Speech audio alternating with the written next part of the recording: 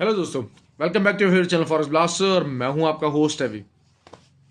अगर आप किसी ऐसे चैनल की तलाश में है जो कि ना सिर्फ सिग्नल्स प्रोवाइड करे बल्कि साथ में आपको फॉरेक्स मार्केट को सीखने का मौका प्रोवाइड करे, बिकॉज लर्निंग इज एवरीथिंग। मेरा मानना हमेशा हमेशा से ये है कि आप इस मार्केट में सिग्नल्स की बेस के ऊपर एक लिमिटेड सक्सेस तो हासिल कर सकते हैं, लेकिन एक परमानेंट और एक लॉन्ग लास्टिंग करियर यहां पर बनाने के लिए और एक लॉन्ग लास्टिंग अर्निंग के लिए आपको बहुत कुछ सीखना पड़ेगा। और फॉरेक्स ब्लास्टर्स आपको वो प्लेटफॉर्म प्रोवाइड करता है free of cost, no charge, nothing at all. करना क्या है आपको? सिर्फ ऑक्टाफेक्स या एक्सएक्स के ऊपर हमारे आईबी लिंक के साथ ज्वाइन करना है। नीचे वीडियो के डिस्क्रिप्शन में दिए हुए लिंक्स। अगर आप ऑलरेडी ऑक्टाफेक्स या एक्सएक्स के ऊपर ही ट्रेड कर रहे हैं तो फिर आईबी चेंज लिंक्स भी नीचे दिए हुए हैं। आईबी नंबर नीचे मौजूद है, मेरा व्हाट्सएप नंबर नीचे मौजूद है। आप मुझसे रब्ता कर सकते हैं, अपने आईबी के साथ उसके साथ ज्वाइन कर सकते हैं। You have to just trade on those platforms और आप उस ग्रुप के कम्युनिटी ग्रुप के अंदर हिस्सा बन सकते हैं, जिसमें बहुत अच्छी अच्छी लर्निंग, बहुत अच्छी अच्छी नॉलेज शेयर होती है, जो कि किसी भी तरह से आप इवन के पेड सिग्नल्स ग्रुप के अंदर भी वो लेवल ऑफ इंफॉर्मेशन हासिल नहीं कर सकते।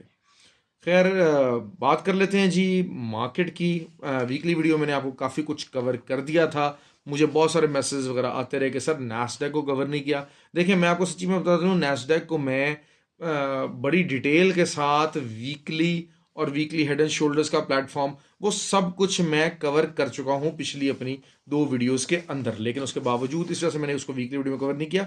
लेकिन on the daily platform I do cover the Nasdaq first of all, क्योंकि नैस्डैक के मैसेज सबसे ज़्यादा थे। तो नैस्डैक ने एक बुलिश क्लोजिंग दी है और अच्छी खासी बुलिश क्लोजिंग है। 11,000 के ऊपर नैस्डैक ने क्लोज किया है। मैंने आपको बार बार एक ही बात कही थी कि नैस्डैक की वीकली सपोर्ट है और वीकली सपोर्ट से नैस्डैक उठ सकता है। तो नैस्डैक उठा है, काफ़ी हमें अच्छा प्रॉफिट दिया है। लेकिन लॉन्ग लास्टिंग मैं नैस्डैक को क्या देख रहा हूँ? मैं लॉन्ग लास्टिंग नैस्डैक को बुलिश ही देख रहा हूँ। और बुलिश से मुराद ये है कि देखिए, नैस्डैक के ऊपर 400-500 पिप्स, 600 पिप्स बहुत ज़्यादा बुलिशनेस का बुलिश होता है, क्योंकि इतनी मूवमेंट नहीं होती। लेकिन वो यही चीज़ है कि जैसे कल तकरीबन जो बॉटम से जो हमारी बॉटम बाइंग थी बिल्कुल, और वहाँ से जो नैस्डैक की मूवमेंट थी वो तकरीबन तकरीबन 400 पिप्स की थी। तो this is something very bullish for the Nasdaq as well. और पहला जो है वो नैस्डैक का लेवल जो है वो 11,150 हो सकता है, और दूसरा जो लेवल है वो 11,450 होना चाहिए। बेसिकली सेल सिग्नल वहाँ से डेवलप हुआ था और मेरा ये ख्याल था कि वो फेक आउट होना चाहिए, लेकिन वो नहीं हुआ। खैर, वहाँ सेल सिग्नल डेवलप होता तो मार्केट नॉर्मली ये होता है कि वहीं तक ही वापस आती है, एंड इट डज कम। और अगर वीकली के ऊपर मुझे हेड एंड शोल्डर पैटर्न बनाना है तो फिर मार्केट को 11,450 या 550 तक लाजमी आना पड़ेगा। और जस्ट इन केस कि नैस्डैक की क्लोजिंग 11,450 से अगर ऊपर हो जाती है तो फिर तो 12,100 का लेवल भी जो है वो नैस्डैक अचीव कर सकता है।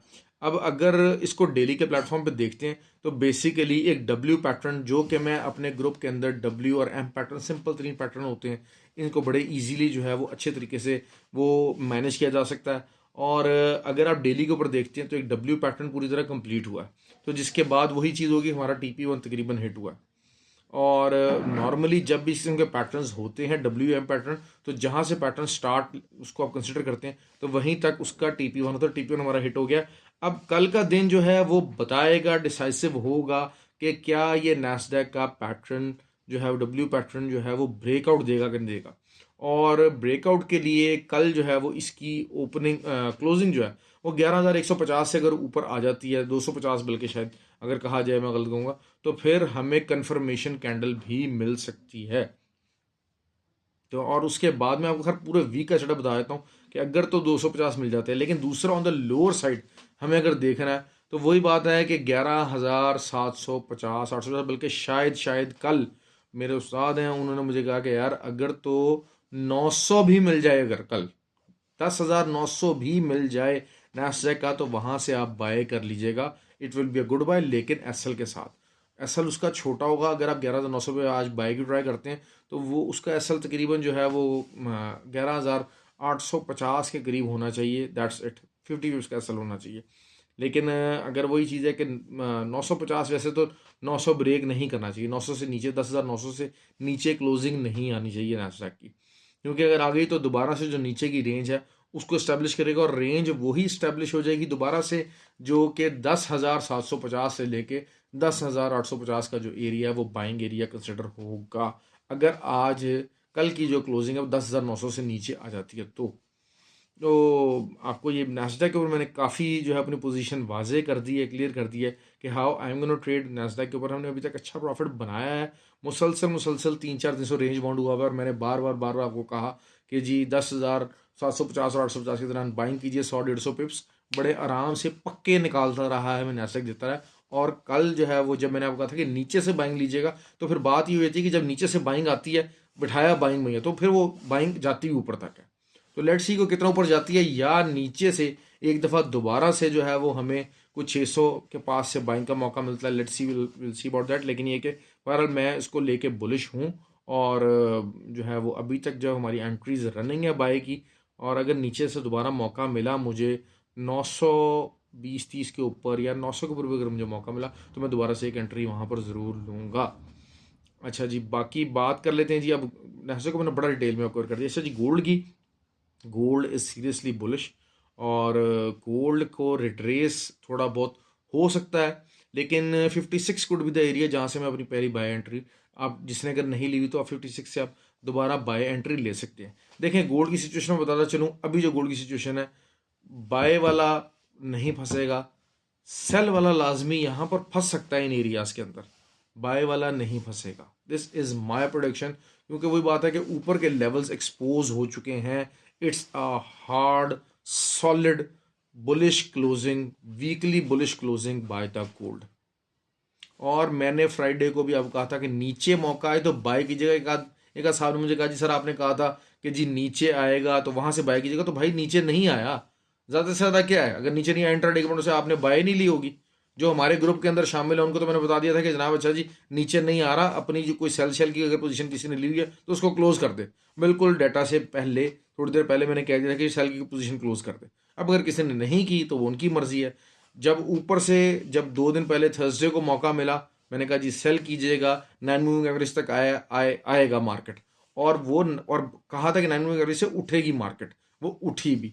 अब वहां पर भी अगर किसी ने डॉलर कॉस्ट एवरेज करके अपनी सेल पोजीशन नहीं निकाली, that was a golden opportunity, वो नहीं निकाली, तो अब उसका मसला है ये कि उसने ट्रेड हैंडलिंग नहीं की प्रॉपर। ये चीज़ें समझने की हैं, आपको इतनी 100-150 पिप्स की होल्डिंग नहीं करनी है। देखिए गोल्ड वही चीज़ है कि सीरियसली, क्योंकि असल चीज़ यही है कि अगर आप देखता जाएं तो देखें तो क्रिप्टो के अंदर से पैसा निकल निकल के इस टाइम पे गोल्ड में आ रहा है, और शायद इन्फ्लेशन बबल जो क्रिएट हो रहा है बेसिकली। बहरहाल इसके ऊपर इंशाल्लाह आप डिटेल में बात करेंगे, अभी वीडियो कुछ ज़्यादा लंबी होती जा रही है। जीबीपी, यूएसडी, यूरो मॉर्निंग में जो है वो फ्राइडे को बेरिश हुए, मौका दिया सेल्स पोजीशन निकालने का। मैं आपको ये बात कर रहा हूँ कि फ्राइडे या जो था ना, फ्राइडे मॉर्निंग और जो थर्सडे था, वो सेल पोजीशंस जो फंसी हुई थी नीचे से वो निकालने का मौका था। जिन्होंने नहीं अवेल किया उन्होंने नहीं किया, ठीक हो गया। हाँ, अब रीबाउंड जरूर एक्सपेक्टेड है। यूएसडी कैड की बात करते हैं, 1.367 या 1.365 का जो एरिया, वो अच्छा सेलिंग एरिया है, बहुत अच्छा एरिया। अच्छा नीचे से, लेकिन अगर आप बाय की बात करेंगे तो वही बात है कि 1.3425 का एरिया अच्छा बाइंग एरिया है। यूएसडी जेपीवाई 1.347 की मैंने बात की थी, लेकिन वही चीज़ है कि 1.30 और 1.29 ये एक अच्छा बाइंग एरिया है, लेकिन ऊपर से सेलिंग एरिया वही रहेगा 134.5 का जो एरिया जहाँ सेल पहले करवाई थी वहीं सेलिंग एरिया रहेगा। इन एरियाज का इंतजार करें। देखिए मंडे को वॉलेटिलिटी कम होगी। मैं हमेशा बार बार बात करता हूँ कि जिस चीज़ के लिए भी आप ट्रेड में एंटर होना चाह रहे हैं, अपना जहन बनाएं कि आपने इस ट्रेड से हासिल क्या करना है, और अगर इस ट्रेड में गंवाना पड़े तो आपने गंवाना क्या है, अपने पोर्टफोलियो का क्या कुछ गंवा सकते हैं, क्या कुछ हासिल कर सकते हैं। जब तक ये सवालों के जवाब आपके पास नहीं होंगे, आप बेशक एंट्री ना लीजिए। मेरे पास एक बहुत सारे जानने वाले स्कैल्पिंग करते हैं, 20-20 30 पिप्स की स्कैल्पिंग करते थे, लेकिन वो 20-30 पिप्स से नीचे ट्रेड भी नेगेटिव नहीं जाने देते। मैं बार बार आपको ये बात समझाने की कोशिश कर रहा हूँ। बहुत सारे लोग हमारे स्कैल्पिंग करना चाहते हैं, लेकिन स्कैल्पिंग का प्रोसीजर यही है कि हिम्मत करके फिर 20-30 पिप्स पे ट्रेड काटें भी। ये मस्ट बेसिस पे होना चाहिए। अगर ये नहीं करेंगे तो फिर कोई फ़ायदा नहीं है, फिर वो स्कैल्पिंग नहीं है। स्कैल्पिंग का मतलब ही यही होगा कि आपने 20% प्रॉफिट लेना, बाकी मार्केट अगर अगर इतफाक की बात है कोई आपने नहीं काटा या कुछ हुआ, या कोई ऐसी कोई कैंडलस्टिक पैटर्न की फॉर्मुलेशन बन गई है, या कोई आपको मेरी को ऐसी बात याद आ गई कि जी इंट्राडे के अंदर टारगेट को पता लग गया या कोई डिस्कस हो गया, वो आपने नहीं काटा और चीज़ है, लेकिन एसएल के पॉइंट ऑफ व्यू से फिर आपको लाजमी काटना है। आप टीपी बेशक ना काटें, स्कैल्पिंग के लिए एसएल की cutting is must. Loss book करना स्कैल्पिंग के लिए सबसे इंपॉर्टेंट फैक्टर है। ये चीज़ अपना जहन बनाएंगे तब काम बनेगा। लॉस बुक ना करना स्कैल्पिंग में इट्स अ क्राइम। ये आपके पोर्टफोलियो की मौत है। क्यों? क्योंकि scalping obviously you are trading with the higher lots. तो ये चीज़ हो गई। यूरो का मैंने आपको बताया हुआ है कि अगर वो नीचे की तरफ जो है वो अगर आपको 1.068 से लेके 1.074 का एरिया, ये सेलिंग एरिया, अच्छे सेलिंग एरिया। जीबीपी का मैंने आपको बताया हुआ है ये रेंज बाउंड एरियाज हैं और अभी इसकी रेंज टूटना मुश्किल है। ऑयल के ऊपर आ जाते हैं। Oil is showing some bullish resilience. ठीक हो गया? क्यों?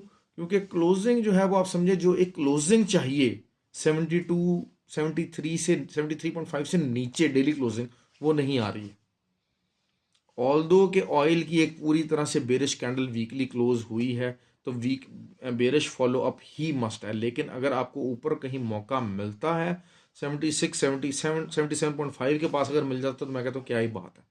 और बेरिश साइड के ऊपर ढूंढें उसको। क्यों? क्योंकि ऑयल के ऊपर मैं आपको सिंपल ट्रेड बताता चलूँ।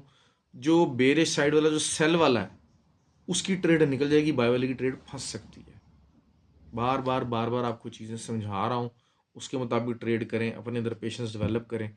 काफ़ी कुछ मैंने आपको क्लियर किया है और इंशाल्लाह मज़ीद कोशिश होगी कि आपको और ज़्यादा चीज़ें क्लियर करता चला जाऊँ। और जो नए ट्रेडर्स हैं उनको बहुत सिंपल तरीन अल्फाज में चार्ट्स के अंदर घुमाना नहीं चाहता। बहुत सारे लोग मुझे कहते हैं सर चार्ट यूज़ किया करिए। एक तो ये है कि चार्ट जब मैं यूज़ करूँगा तो ये जो इतने सारे पेयर्स हैं 10-12 मिनट के अंदर, ये मैं कवर नहीं कर सकूँगा। मैं आपको सीधी बात बता दूँ। दूसरा ये है कि मुझे जो है वो आप समझ लीजिए कि कोई चार्ट की जो ग्राफिक्स और ये वो इन चीज़ों से मुझे सख्त चिढ़ है। सिंपल सी मैंने आपको दूसरा। और फिर बहुत सारे जो है ना, बहुत सारे चैनल्स मौजूद हैं, बहुत सारे चैनल्स वैरायटी मौजूद है जो कि आपको चार्ट्स के साथ समझा रहे थे, बता रहे थे। मेरा काम यह है कि आपको लेवल बताना है और उसके अंदर आपको ट्रेड करवानी है।